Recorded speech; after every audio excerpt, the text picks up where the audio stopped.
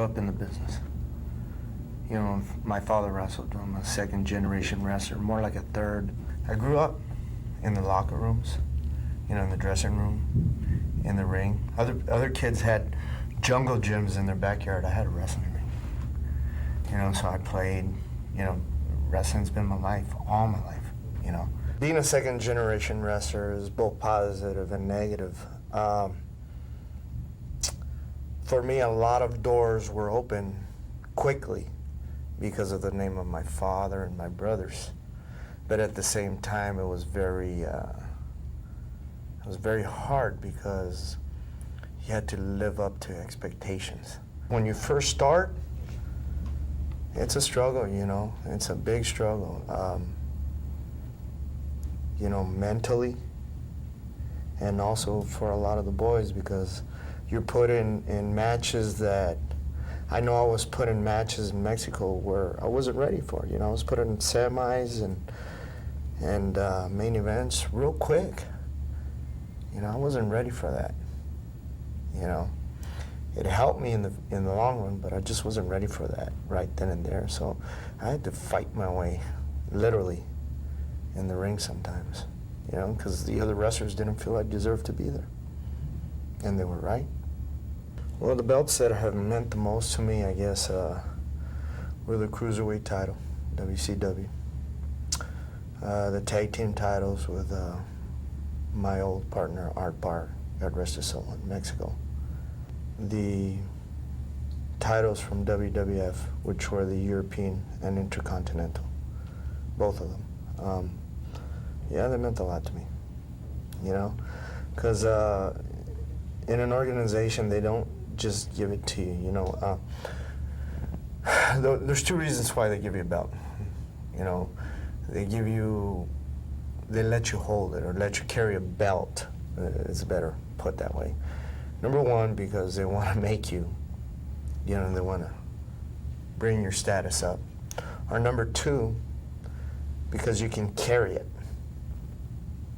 and make other people with it. Those are great honors, you know. But I know for me too, you know, I got to remember that with or without a belt, I still got to go produce the best that I can. And a belt doesn't make a wrestler. A wrestler makes the belt. The wrestlers that I love to work with are the ones that bring out the best in me. Chris Benoit, he brings out the best in me, and he's one of the best in the business. Another one that brings out the best in me is Dean Malenko, Rey Mysterio Jr., Liger. You know, these are all people that I've been able to have good matches with. El Hijo del Santo in Mexico. You know, it just, for me, these are wrestlers that have always been, you know, you have that chemistry with them that you just don't have with you don't have that chemistry with too many people. You can have great matches, but there's only certain people that you can go out there and just have that ultimate match with, you know. Talking about injuries in this business, I mean, you go through injuries all the time.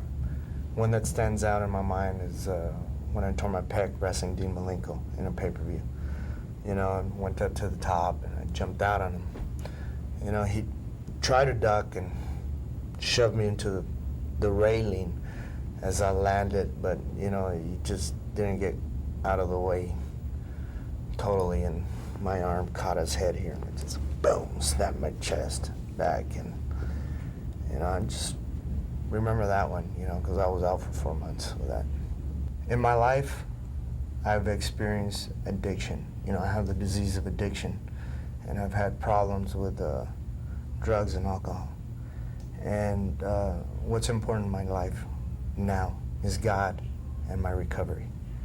I take it one day at a time, man.